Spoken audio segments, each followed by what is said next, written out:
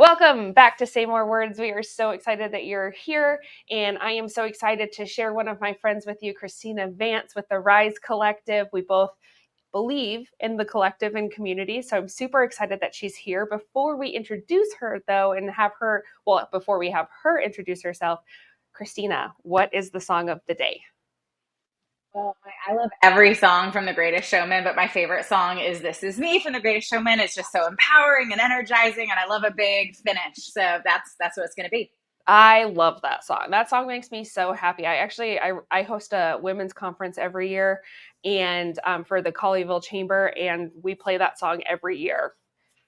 Video of them recording that for the first time, like where they're filming the room, it's like it's the best. That when they're like, I sob uncontrollably when I watch that, and I've watched it 1,000 times, and still, like, I know exactly what's going to happen. I know when she's going to grab Hugh's hand, and I just cry. So that is a good one. I love Thank it. you. So, Christina, with the Rise Collective, if you can tell us, one, a little bit about you, and two, a little bit about the Rise Collective. Wellness, we are a local studio where we started in mostly movement practices. So bar, cycle, and yoga is where we began. We actually began as a franchise. And so just this last March, we rebranded into Rise Collective Wellness. So I've taught fitness classes since I was 16. I learned how to teach step aerobics at Bally's Total Fitness in the Detroit, Michigan area. That's right. You're from up north too. I forgot that. I started teaching at 16, and it was always just sort of a passion hobby of mine that I've done in the background through college and different modalities.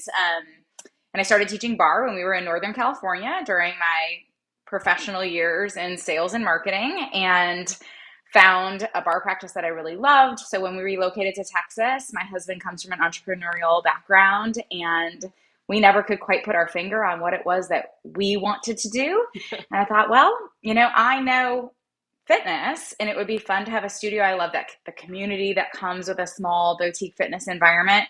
So we decided to open up a franchise. We spent several years learning through that franchise and enjoyed our experience there. And really, as we got to know the community of women that we serve here locally, we started to understand that we had opportunities to really empower them to grow in their health and wellness in areas that were outside of the franchise offering. So we started teaching strength. I went back to school. I learned about nutrition. I started to be able to work with our clients, not just on movement. When it comes to health, so many women are like, I got to work out. And yes, working out is wonderful for a myriad of reasons, but health is so much more than that. And so we really wanted to create an environment where we could teach, learn, and develop community on total health. And so we started our own studio, Rise Collective Wellness, and we've been here for about 6 months now. Yay, I love that. So if you are local in the DFW area, they are just outside of, well, I guess it's a Colleyville address, but it's where Colleyville, Keller, North Richland Hills all meet off of Texas connects. Yeah. Yep, where all of it connects in Precinct Line and North Tarrant. And it's a really great community. Now, if you're not local to DFW, one of the reasons why I wanted Christina on the podcast, because the way that you heard it, right? You heard her say health, how she focuses on health, not weight loss or anything like that, like total body health. So can you tell, Christina, can you tell the listeners a little bit about the way that you view total body health? People, primarily women, are who we serve. I think oftentimes equate, I'm healthy if I'm eating, lettuce and maniacally exercising. And in fact, sometimes too much of a good thing is too much of a good thing. And we can work on contrast to our health by doing too much of those things. And so we run a little workshop where we talk about these 8 pillars of health. And oftentimes you're winning in a health modality without really realizing it, right? If you are involved in your faith-based community, if you have a great circle of support and connection, and you are deeply connected to other people, if you're sleeping well, these things are all just as important as movement and nutrition. We can help with those other areas, but we try to support our community and really teaching there's more to your health than just movement and exercise. We can definitely help you find movement through exercise. We can help you find nutrition and guide you in those areas as well. but it's more than just that. And we try to embrace those other areas of health as well as a complete picture of what it feels like to live inside of a body that is eating perfectly, over exercising, completely stressed, frenetic in our thoughts and in our mental space, can be just as challenged from a health perspective as somebody who's maybe not eating optimally, but sleeping really well, taking care of themselves in other ways. So that's what we mean when we talk about really embracing total health. Well, and what's so fascinating about that, it's like, I just think back to, the diet culture of the 80s and 90s of our parents, or like our mothers, and the way that it was like fat-free everything, and the stress of focusing on all of those things was more detrimental than them actually like taking care of their bodies. And so I love that you provide that concept, because it's true. Like, the way that we think about our bodies is very important, and you know, women will focus on everybody else in their family first, when in actuality, you need to focus on you, and you need to take care of you, and your body tells you when something's wrong. And the impact of stress and loneliness, they say, is just as impactful as smoking, right? So some of those things that climb into our habits can be just as detrimental. And with most of the women in our community have others that they are caring for in some capacity, right? Either it's aging parents or spouse or children, or maybe all three of those lanes that we're driving in. And so often we do a really good job of caring for those that we care about. And we come at the end of that. And what we try to teach, and I firmly believe in, is that my habits have a tremendous impact on those that I care about. Mm. And so if I am not feeding myself appropriately, either literally or figuratively, I often am not feeding those that I care about in that way. If I'm modeling a certain dietary habit within my household and providing that for my children, I'm setting them up not just for health today and next year, but for habits that will continue with them for a lifetime. And especially mothers, when we sort of frame it that way and think, well, the last thing I would want to do is see my right now perfect 7-year-old, I flash forward to they're in their 40s, and now they have some health consequences. I would do anything to help them resolve that. And the reality is, you have a lot of influence today. It can feel heavy to carry that responsibility, but our kids can't drive yet if they're in that younger years. They don't have any money. Right. And so we really have all of the power to help them to build a healthy relationship with food, build a healthy relationship with movement, build a healthy relationship with sleep, connection, faith, all of these things. Mm-hmm. It feels like a lot of responsibility, and it is, but how empowering is it that we can provide, flash forward to when they're our age, maybe less of a struggle than we're currently navigating for ourselves if we change for us today.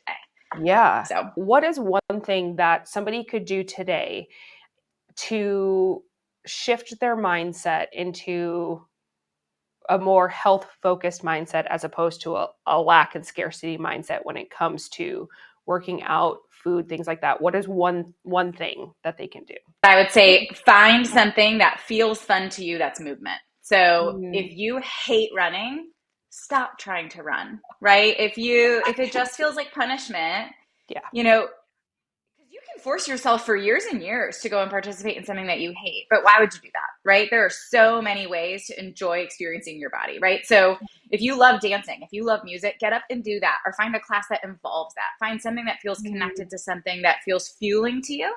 If you are leaving whatever your workout is, feeling like, oh, finally that's over, that's done, then maybe it's not best for you, right? So but if you're leaving feeling like, oh, that was great, and even if the only reason it was great is you got to see Tamika and you love Tamika and she comes to that class every day at 6 a.m., that's a fueling way to kind of embrace movement. Or if it's swimming with your kids or playing basketball, find something that feels not like a job. That will be something that you will stay consistent. I love that you brought the community aspect into it too. I'm very much that. I mean, all aspects of my life is like, I want community, but I did CrossFit for many years pre-kids, and part of it, like, I'm going to tell you, at first I didn't like the workout, but I loved the people. And so I would show up for the people every day. Like, I would move every day. I'd move my schedule around. I would show up because of the people. And sometimes it's that, like, and people forget that and it's a big thing that's happened over the last few years is the community has dropped off, but like find a partner, find somebody that you love to work out with and work out with them. And it makes it more fun. It makes me show up every day for sure. We see it all the time. People come in pairs, right? And what I love about that is, we show up together and we commit together. And then sometimes one of us decides not to, but then they've made a community within the confines of the studio. And then it's less imperative, but it is, not everyone works that way. But for a lot of us, just having that support system and that team of people that you look forward to spending time with makes it a more enjoyable activity. And then the second recommendation I have for like kids specifically and grownups, right? Yeah. When it comes to food, we feel like if we're not perfect, then forget it, right? Mm-hmm. Oh, I messed that up. So let's just, Cheetos all day. The rest of the day, it starts tomorrow. And what I like to encourage people to do, because most of us, and when I say us, I just mean everyone in America, we're likely not getting the nutrients that we can out of our food because we're lacking in fruits and vegetables mostly, right? So incorporating more of that, my big hack with kids, and nobody can believe that their kids ate the stuff that they eat at our house, is that we just make a giant snack tray at the end of the day. So before the kids come home, or maybe even do it the night before, there's this long platter. I use it every single day. Fresh fruit, fresh vegetables, maybe some hummus. There'll be a couple other things on there. There's crackers. Maybe there's a couple like chocolate covered raisins. It's not just, carrots, right. But the lion's share of it is, and strike while the iron's hot while they're hungry. Get them to front load. Even if dinner's pizza, that's fine. Like you don't have any time tonight. Like we're calling Domino's, whatever, no judgment. But front load them and get them when they're hungry, because if that is what is available, and they're hungry, they will eat. And maybe they start with just eating chocolate raisins, but over time, if that is always there, and I love it. I learned it from a neighbor in California. My oldest came home and I was like, what do you mean he ate celery and hummus? She was like, that's what I put out. That's what they eat. And I do it. And all the time I have these little boys that come over, where's the snack tray? When's the snack tray? And it's 90% of it's produce. Yeah. So just focus less about you're not allowed to have this, and just give yourself that big variety of fresh fruits and vegetables, because then even if your dinner time is not going to be optimal for whatever reason, there's a front loading that's happened there, and you'll just naturally eat less of the undesirable and have fueled your body in a really excellent way. That's genius. It's simple, but it does change things, and I love it. I think it's very helpful. It worked. I think I have seen your snack boards online, and I'm like, they look delicious. And my kids, we're raising the bougiest generation on the planet because they think charcuterie boards are like the ultimate meal. So why not I love it. Genius. It's like charcuterie because we grew up on Lunchables. Like a fancy Lunchable and a nicer platter. So true. It's so true. It's so true. It took a lot for me to think differently about food just because of what my mom thought about food. Like my mom would eat lean cuisines and think she was on a diet.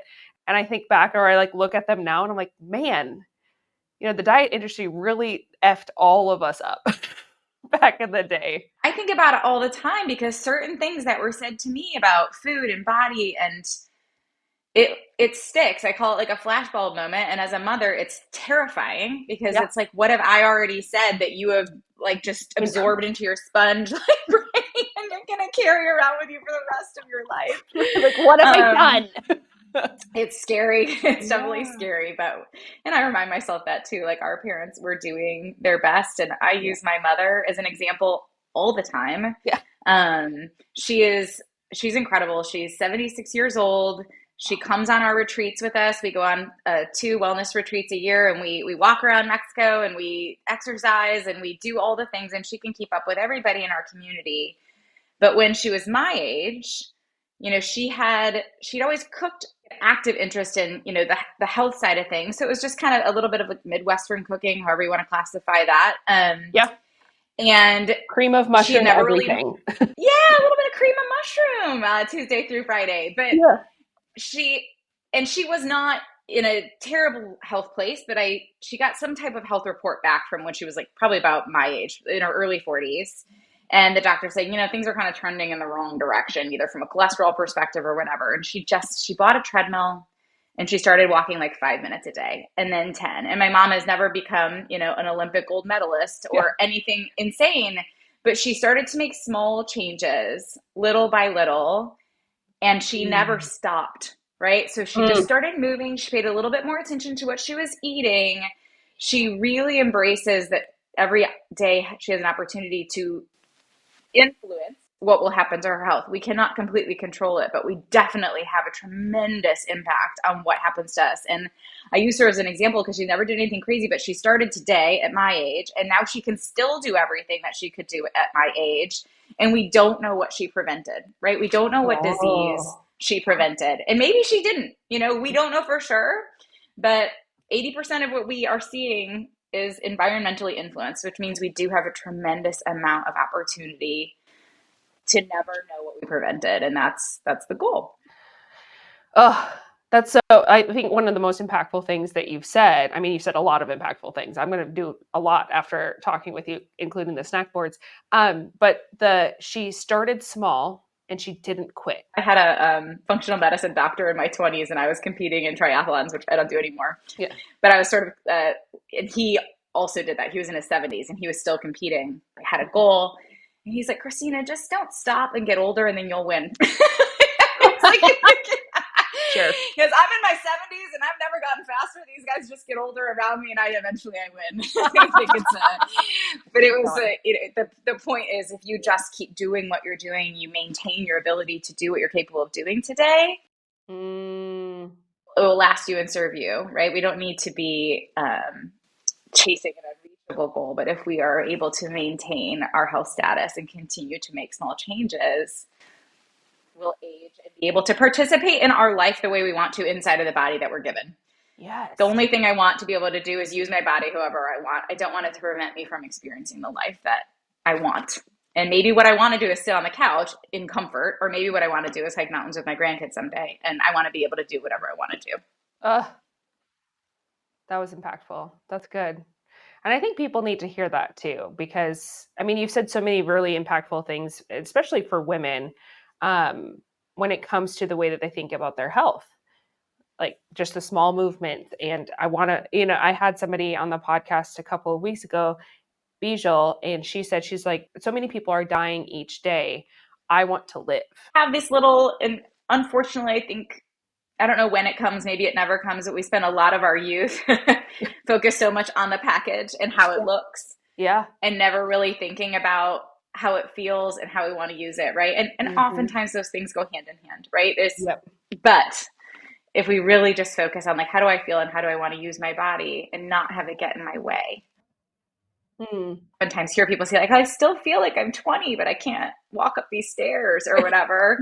And like young at heart, but can we be young at heart, maybe old in look, but still fully able to utilize these little machines that we have to do what we want? Yeah. That was so good. That was so good. We will link the Rise Collective in the show notes, and we will link how to contact you. One of the really cool things about Christina I love too is she does share real meals that people inside of her community get to eat. And that's a big thing too, is, the diet culture told us we couldn't have the things that we love, and you make the most beautiful meals on the planet. And so I think the world needs to hear it. They need to hear the way that you talk about health. And I am just so very proud of the person that you are and the community of people that you create, because it creates, as you said, a very powerful generation of people, women, who get to choose how they feel. And that is a noble cause. So I am so very thankful that you could be here. I'm so very thankful to know you and to be in your space. And I can't wait to see what you do with the Rise Collective moving forward.